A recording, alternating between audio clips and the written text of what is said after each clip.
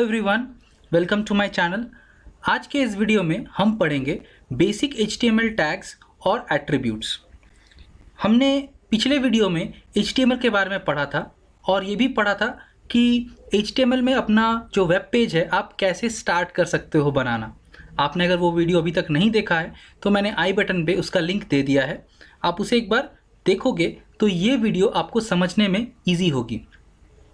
तो चलिए हम ये देखते हैं कि बेसिक HTML टैग्स अपने पास क्या क्या है और उसे कैसे HTML में यूज़ कर सकते हैं। हमारे पास पहला टैग है BR टैग, जो कि लाइन ब्रेक टैग भी कहा जाता है। So this is an example of empty tag. This tag is used to break the line.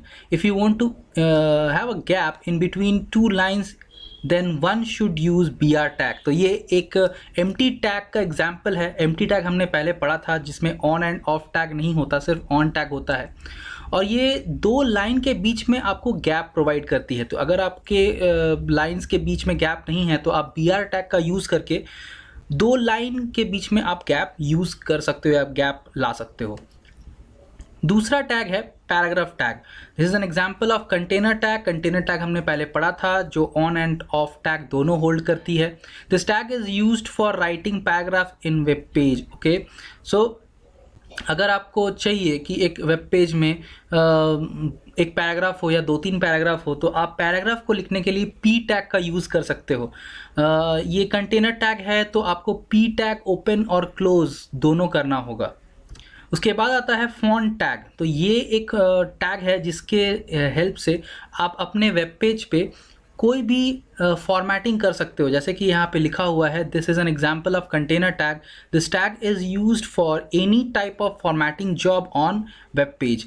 तो अगर आपको कोई भी फॉर्मेटिंग जॉब करनी है, जैसे कि आपने फॉन्ट का साइज़ बढ़ाना है या कलर चेंज करना है या कुछ भी स्टाइल चेंज करना है, तो कोई भी फॉर्मेटिंग जॉब आप इस टैग के साथ कर सकते हो। लेकिन इस टैग के साथ आपने कुछ एट्रीब्यूट्स का यूज़ करना है जो हेल्पिंग हैंड होंगी।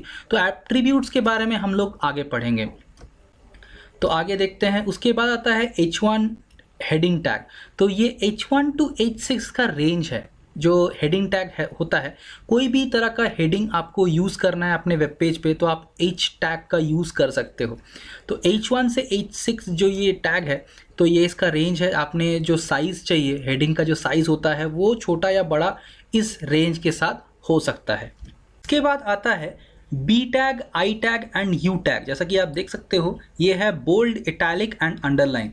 सो this tag are example of container tag. Bold tag is used to highlight the text, italic tag is used to make the text italic and underline tag is used to give underline to the text। जैसा कि इसका नाम है bold, italic and underline, ये सारे tags वही काम करते हैं। जैसा कि बी टैग हमने देखा कि ये टेक्स्ट को बोल्ड करता है, मतलब ये टेक्स्ट को हाईलाइट कर देगा।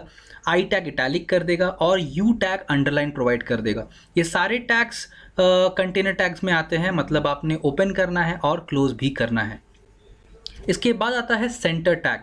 तो सेंटर टैग क्या करता है, आपके कोई भी टेक्स्ट ने अलाइनमेंट सेट करनी है तो आप सेंटर टैग देके उसे सेंटर में अलाइन कर सकते हो।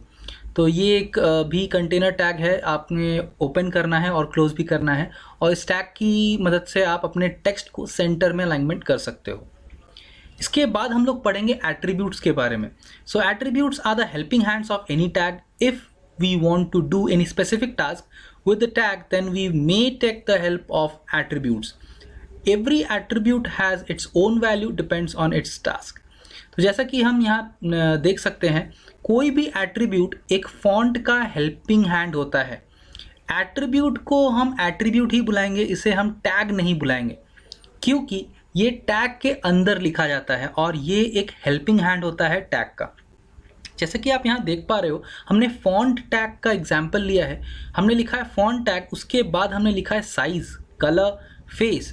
तो ये सारे होते हैं इसके एट्रीब्यूट जो फॉन्ट टैग को हेल्प करते हैं किसी भी टेक्स्ट की फॉर्मेटिंग करने के लिए। जैसे कि हमने लिखा है size equal to 20, colour equal to red और face equal to Times New Roman. तो ये हो गया साइज, कलर, रेड। स्पेसिफिक, कोई भी स्पेसिफिक काम करने के लिए आपको ये यूज़ करना है। तो चलिए देखते हैं ये सारे टैग्स काम कैसे करते हैं और इसे HTML में लिखेंगे कैसे। तो चलिए हम देखते हैं कि HTML टैग्स को हम कैसे यूज़ कर सकते हैं और अपना वेब पेज कैसे अच्छा या अट्रैक्टिव बना सकते हैं। तो जैसे कि आप देख पा रहे हो, हमने यहाँ पे एक टेक्स्ट डॉक्यूमेंट लिया है।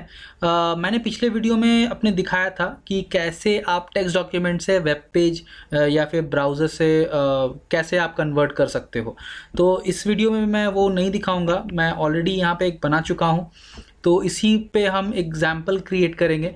तो जैसे कि आप देख पा रहे हो, हमने यहाँ पे HTML बनाया है, टैग स्टार्ट किया है HTML, उसके बाद हमने हेड लिखा है, उसके बाद हमने लिखा है टाइटल टैग।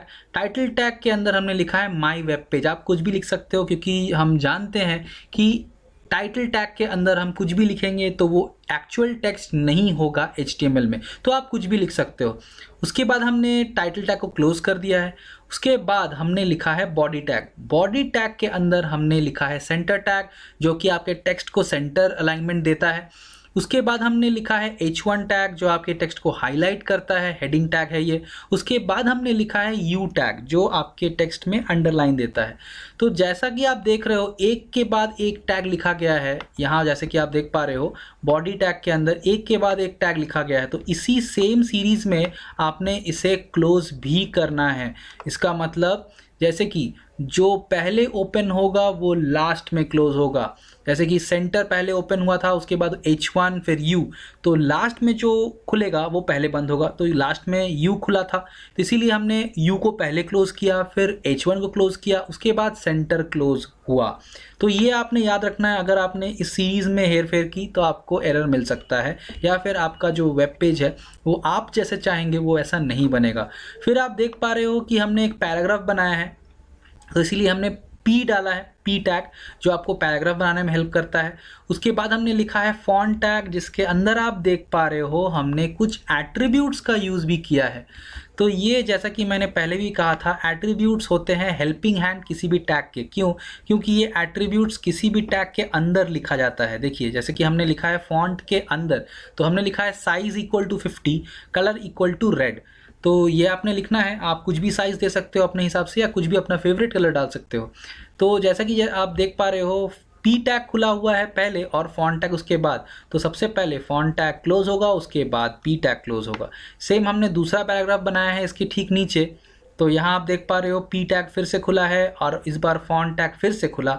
इस बार हमने साइज़ में थोड़ी चेंजेस की है, जैसे कि आप देख पा रहे हो साइज़ में हमने 30 डाला है और कलर की जो वैल्यू है वो हमने ग्रीन डाली है। तो ये सेम दूसरा एक पैराग्राफ है जिसमें हमने कुछ अलग साइजेस दिए हैं। उसके बाद हमने यूज़ किया है BR टैग का। ये जो आप देख पा रहे हो BR टैग हमने यहाँ लिखा है। हमने यहाँ पे कोई भी साइज़ या कुछ भी कलर मेंशन नहीं किया है, हमने बस BR लिखा और इसे छोड़ दिया। उसके बाद हमने बॉडी टैग को क्लोज़ किया, फिर हमने HTML टैग को क्लोज़ किया। तो चलिए देखते हैं इसमें क्या वेब पेज में डिज़ाइन होती है और क्या चेंजेस आ सकते हैं। तो हमने बस इसे जस्ट फाइल में क्लिक करना है और सेव एज में जाना है, जैसे कि आपने पिछले वीडियो में देखा था कैसे आप इसे वेब पेज में कन्वर्ट कर सकते हो। तो चलिए देखते हैं, हमने यहाँ पे एक वेब पेज में कन्वर्ट किया हुआ है। तो अगर हम इसे ओपन करते हैं तो हम देख पा रहे हैं memorable day of my life, ये बीच में सेंटर अलाइनमेंट है। हमने फॉन्ट टैग यूज़ किया था, साइज़ डाला था 50। तो आप जैसे कि देख पा रहे हैं ये रेड में है और ये थोड़ा सा छोटा है, आपके नज़र में शायद ना आए क्योंकि बहुत ही माइनर डिफरेंस है। तो ये 30 साइज़ का था, ये 50 साइज़ का था। जो पहले वाला टेक्स्ट आप देख रहे हैं तो वो रेड में है, ये ग्रीन में है। हमने ये चेंजेस किए थे फॉन्ट टैग को यूज़ करके। ये दोनों लाइन जो आप देख पा रहे हो एकदम छोटे छोटे से थे, इनमें हमने कोई भी फॉन्ट नहीं यूज़ किया है, कोई भी साइज़ यूज़ नहीं किया है, इसीलिए ये बिना किसी कलर के पीछे लिखे हुए हैं। लेकिन हमने BR टैग का यूज़ किया है, इसीलिए ये अलग अलग लाइन में आ रहे हैं। ठीक है, तो ये हो गया बेसिक HTML टैग्स या एट्रीब्यूट। हमने एक और एट्रीब्यूट यूज़ करना सीखना होगा। जैसे कि आप सीख सकते हो एक और एट्रीब्यूट यूज़ करना, तो आप यहाँ बॉडी टैग के अंदर एक और एट्रीब्यूट यूज़ कर सकते हो। जैसा कि आप देख रहे हो, यहाँ लिख सकते हो BG कलर। इससे क्या होगा, आपको बैकग्राउंड में भी एक कलर मिल जाएगा। तो हाँ, जैसा कि हम लिख पाते हैं येलो, यह हमने लिखा येलो BG कलर का वैल्यू। तो बॉडी के अंदर BG कलर एट्रीब्यूट है, तो इसे हमने वही करना है। तो हमने ऑलरेडी ये कन्वर्ट किया हुआ है, हमारा फाइल नेम है। तो हमें जस्ट फाइल में जाना है और यहाँ सेव कर देना। क्यों? क्योंकि ऑलरेडी फाइल बना हुआ है। इसीलिए आपने यहाँ सेव करना है, अभी जो चेंजेस है वो सेव करने के लिए। अब आपने फिर से इसे क्लोज करना है या मिनिमाइज़ करना है और फिर से इसे ओपन करना है ब्राउज़र के थ्रू। तो जैसा कि आप देख पा रहे हो, आपका बैकग्राउंड कलर जो है वो येलो हो गया है। ये होता है एट्रीब्यूट। तो एट्रीब्यूट को आपने टैग के अंदर लिखना है, ये याद रखना है। एट्रीब्यूट जो है वो है टैग का हेल्पिंग हैंड। तो आई होप मैं आपको जो बेसिक टैग्स है और एट्रीब्यूट्स है जो मैं आपको समझा पाया हूँ। मेरी इसी टॉपिक पे नेक्स्ट वीडियो आएगी, जो इसके और एडवांस टैग्स है और एट्रीब्यूट्स है वो मैं उस वीडियो पे दिखाऊंगा। और सारे वीडियोस के लिए please subscribe to my channel. अगर वीडियो अच्छा लगे तो प्लीज़ इसे लाइक कीजिएगा। Thanks for watching.